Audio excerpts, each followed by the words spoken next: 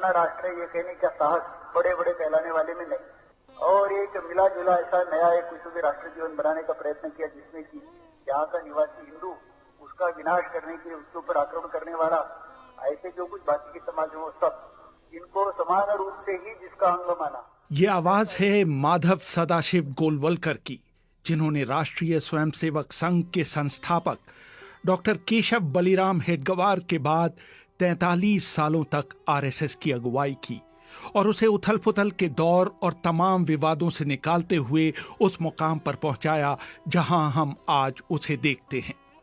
2004 में आरएसएस के मुख्य पत्र ऑर्गेनाइजर में आरएसएस के जाने माने विचारक एमजी वैद्य ने लिखा था, गुरु गोलवलकर को 20वीं सदी में हिंदू समाज के लिए सबसे बड़ा उपहार कहा जा सकता है।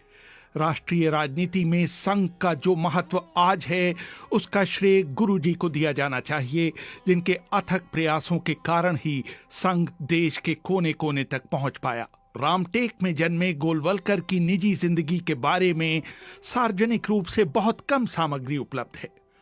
1929 में अपने एक साथी बाबूराव तेलंग को लिखे गए एक पत्र में उन्होंने अपनी निजी जिंदगी की एक झलक देते हुए लिखा था कि वो एक गुस्सैल पिता की एक रुष्ट संतान है और उनकी धमनियों में शुद्ध रक्त प्रवाहित हो रहा है।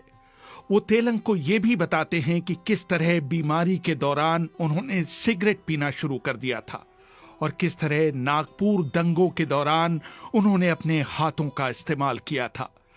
हाल ही में MS Golwalkar the RSS and India पुस्तक लिखने वाले हैदराबाद विश्वविद्यालय में राजनीति शास्त्र के प्रोफेसर ज्योतिर्मय शर्मा बताते हैं, नागपुर में हाथों का इस्तेमाल किया तो लोगों ने किया। अगर आप विचारधारा से सहमत हैं तो आप कहेंगे कि वो रेवोल्यूशनरी था, नॉन गांधीयन रेवोल्यूशनरी था, और अगर विचारधारा से सहमत नहीं है तो उसको आप राइटर कहेंगे। तो इन सब चीजों में अब सावरकर ने तो 7 या 9 साल की उम्र में मस्जिद के ऊपर पत्थर मारे थे अपने मित्रों के साथ मिलके। मेरे हिसाब से इन सब चीजों का सिग्निफिकेंस जो है, इनका महत्व जो है थोड़ा है, बहुत थोड़ा है। सबसे बड़ा जो महत्व है गोलवलकर जहाँ तक है वो ये है कि उन्होंने राजनीति को निम्न समझा। वो महाभारत का एक श्लोक है, वो बार बार रिपीट करते थे, बहुत सारी पब्लिक मीटिंग में रिपीट करते थे, और उनके बाद भी सरसंघचालक जो हैं भागवत जी तक वो उसको रिपीट करते थे कि जो राजनीति है, जो गवर्नेंस है, वो वैश्याओं का धर्म है, रपनीति वैरांगना। उनका सिग्निफिकेंस ये है कि उन्होंने आरएसएस को एक संन्यास आश्रम की छाया में ढाला और उसको पनपने दिया। कहा जाता है कि आरएसएस के सभी सरसंघचालकों में आरएसएस पर सदाशिव गोलवलकर की छाप सबसे अधिक है। संघ के हलकों में उन्हें अभी तक स्वामी विवेकानंद की आध्यात्मिक विरासत के सबसे बड़े प्रतीक के रूप में पेश किया जाता है।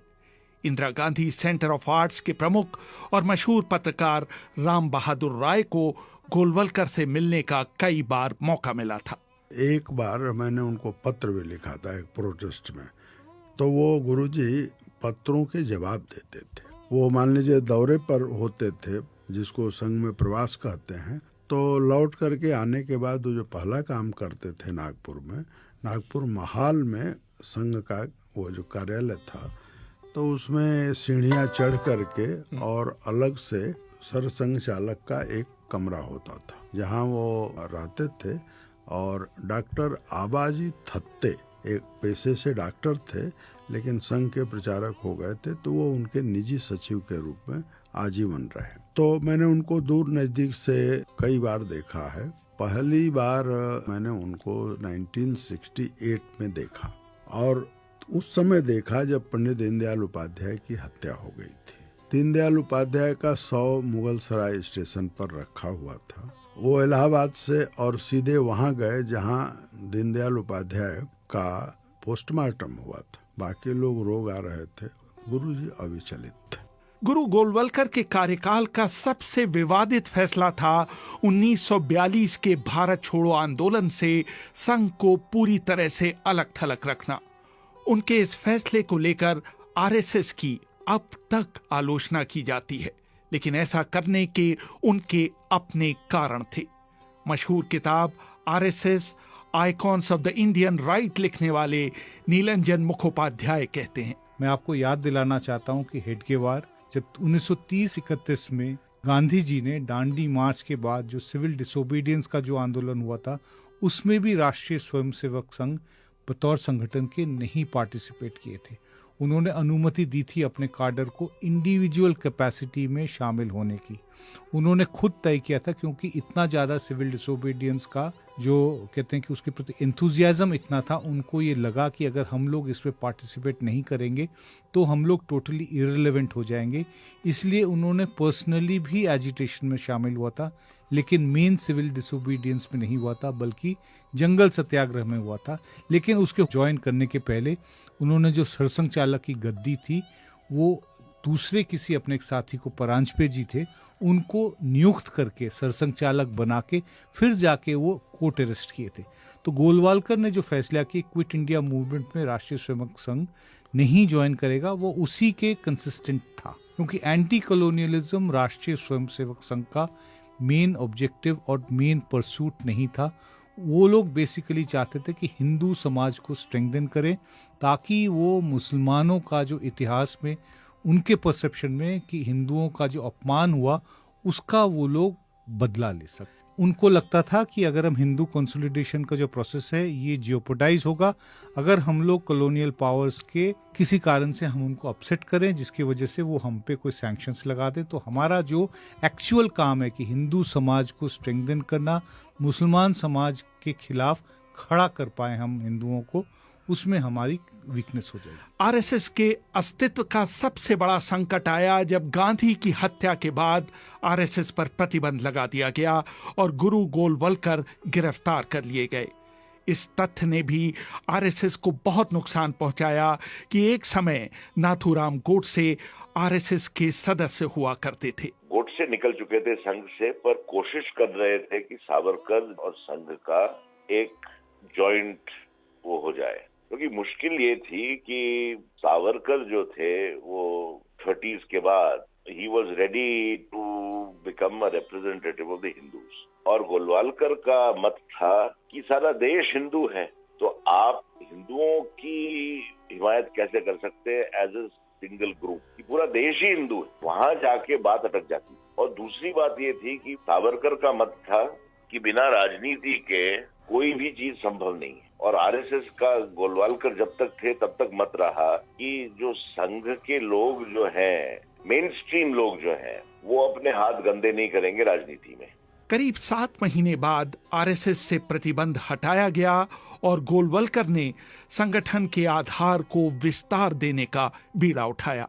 प्रतिबंध वाला समय सचमुच संघ के लिए जीवन मरण का प्रश्न था, और उस समय संघ के विरोध में वातावरण ज्यादा था। कांग्रेस और सोशलिस्ट, कम्युनिस्ट यानी नेहरू के जो समर्थक थे, वे ज्यादातर मानते थे कि गांधी जी की हत्या जो है वो संघ के कारण हुई है। संघ का हाथ है नहीं है ये अलग विषय, इसलिए संघ के कार्यालयों पर हमले बहुत हुए। एक घटना गुरुजी से भी संबंधित है।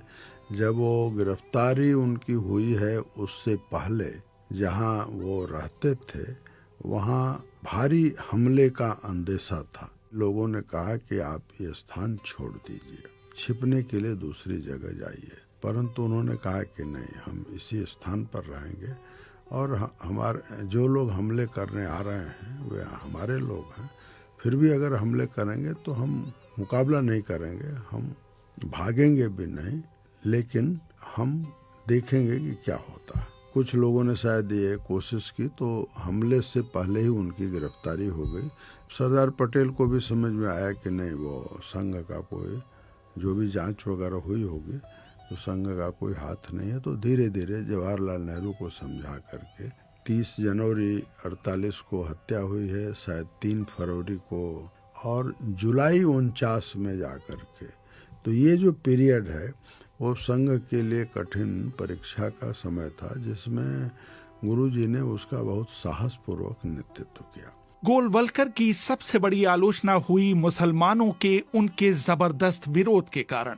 मैंने ज्योतिर्मय शर्मा से पूछा कि आखिर गोलवलकर के मुस्लिम विरोध के पीछे मूल आधार क्या था। एक तो वो हमसे अलग है, वही वो जो पुराना जो है कि उनके इस्लाम का जन्म जो है वो हिंदुस्तान में नहीं हुआ, and this land belongs to us. अब कोई पूछे कि भाई टाइटल डीड बताइए आप इस लैंड की, तो फिर आप वो आर्यन थियरी में चले जाएंगे कि आप भी यहाँ नहीं थे, यहाँ तो सिर्फ आदिवासी थे, आप तो सेंट्रल एशिया से आए थे। तो सावरकर का जो पितृभू मातृभू पुण्यभू वाला मामला है, तो वही एक तरह से एप्लीकेबल है यहाँ भी। गोलवालकर भी उसको मानते थे। और जहाँ तक सवाल है, गोलवालकर तो एक जगह कहते भी हैं कि हमको कोई आपत्ति नहीं है कि मुसलमान जुम्मे की नमाज अदा करे, मस्जिद बनाए, as long as they acknowledge Hinduism as the civilizational framework, अपने आप को सिविलाइजेशनली हिंदू मान। तो एक जगह कहते भी हैं कि आप भले ही अपना फर्स्ट नेम जो है मुसलमान रख लें, पर सरनेम हिंदू रखें, या फर्स्ट नेम हिंदू रख के सरनेम मुसलमान रखें। इस बात के साक्ष्य हैं कि आजादी से पहले गोलवलकर ने बड़े स्तर पर सांप्रदायिक हिंसा की योजना बनाने और भड़काने की कोशिश की थी। भारत के गृह सचिव रहे और बाद में युगोस्लाविया में भारत के राजदूत रहे राजेश्वर दयाल अपनी आत्मकथा a life of our time में लिखते हैं, जब सांप्रदायिक तनाव चरम पर था, पश्चिमी रेंज के अनुभवी और सक्षम उप पुलिस महानिरीक्षक बीबीएल जेटली बहुत गोपनीय ढंग से मेरे यहाँ स्टील के 2 बड़े ट्रंक लाए। उसमें राज्य के पश्चिमी जिलों में सांप्रदायिक उन्माद फैलाने के अकाट्य साक्ष्य थे। उन ट्रंकों में उस क्षेत्र के हर शहर और गांव के सटीक ब्लूप्रिंट थे, जिनमें मुस्लिम बस्तियों और उन तक पहुंचने के रास्तों को चिन्हित किया गया था। मैंने मुख्य आरोपी श्री गोलवलकर की तत्काल गिरफ्तारी के लिए दबाव बनाया, जो अभी भी उस क्षेत्र में थे, लेकिन मुख्यमंत्री गोविंद वल्लभ पंत ने मामले को कैबिनेट के सामने रखने का फैसला किया। लेकिन इस बीच गोलवलकर को मुखबिरी कर दी गई और वो इलाके से गायब हो गए। लेकिन वही गोलवलकर कश्मीर के भारत में विलय में महत्वपूर्ण भूमिका निभाते हैं और सरदार पटेल के कहने पर महाराजा हरि सिंह से मिलने श्रीनगर जाते हैं।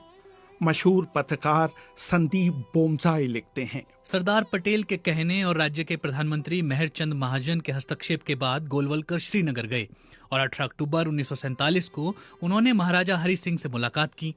पंजाब के प्रांत प्रचारक माधवराज मूले ने लिखा है कि महाराजा ने गोलवलकर से कहा, मेरा राज्य पूरी तरह से पाकिस्तान पर निर्भर है।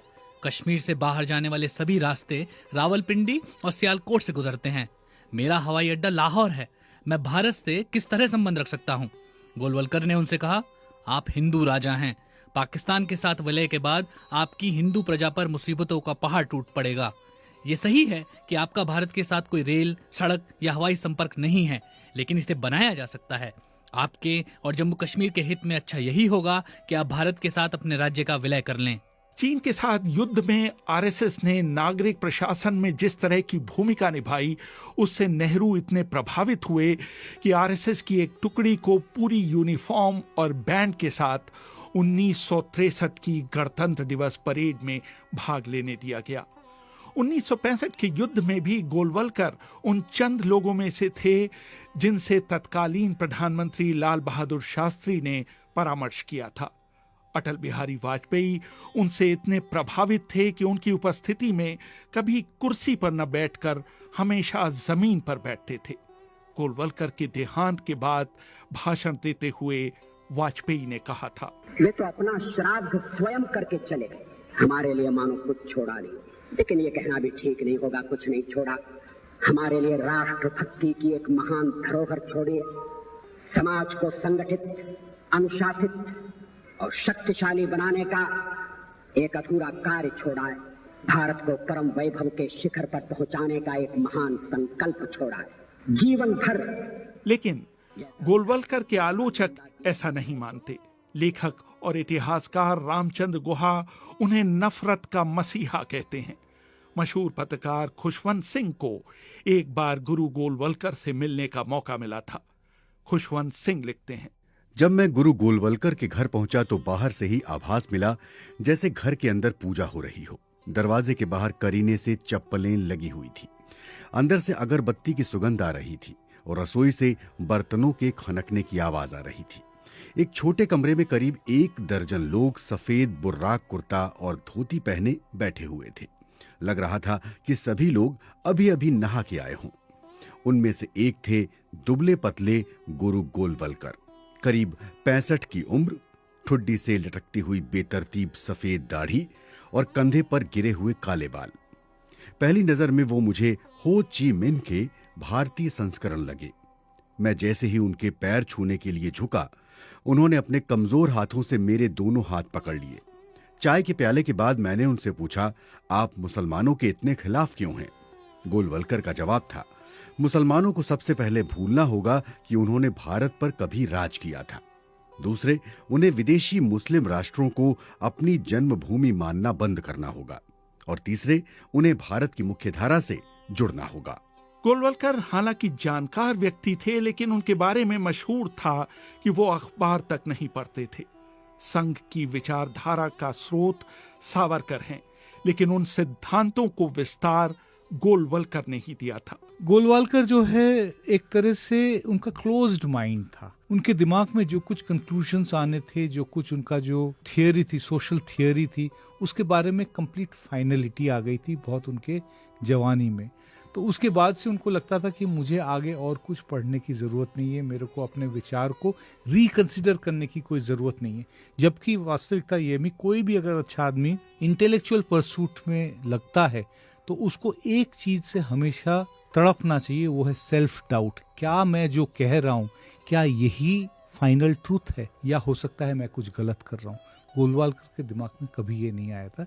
जबकि उनके जो सक्सेसर थे बाला साहेब देवरस, उनमें हमेशा ये देखने को मिलता है कि वो हमेशा अपने पोजीशंस को री एग्जामिन करते थे कि क्या मुझे इस पोजीशन से कुछ हटके चेंज करना है या आगे बढ़ना है। दिलचस्प बात यह है कि संघ के इतिहास में इतना गरिमापूर्ण स्थान रखने वाले गोलवलकर और उनके उत्तराधिकारी बाला साहब देवरस एक वेवलेंथ पर नहीं थे और कई मुद्दों पर उनके विचार मिलते नहीं थे। बाला साहेब देवरस को लगा था कि शायद हेडगेवार उनको सरसंघ चालक बनाएंगे। बोला भी जाता था कि ये असली सरसंघ चालक हैं, गोलवलकर तो मेयर प्रॉक्सी उनके लिए गद्दी संभाले हुए हैं। तो गोलवलकर तो अक्सर टॉन्ट करते थे कि हम कहाँ के सरसंघ चालक, असली सरसंघ चालक तो ये हैं।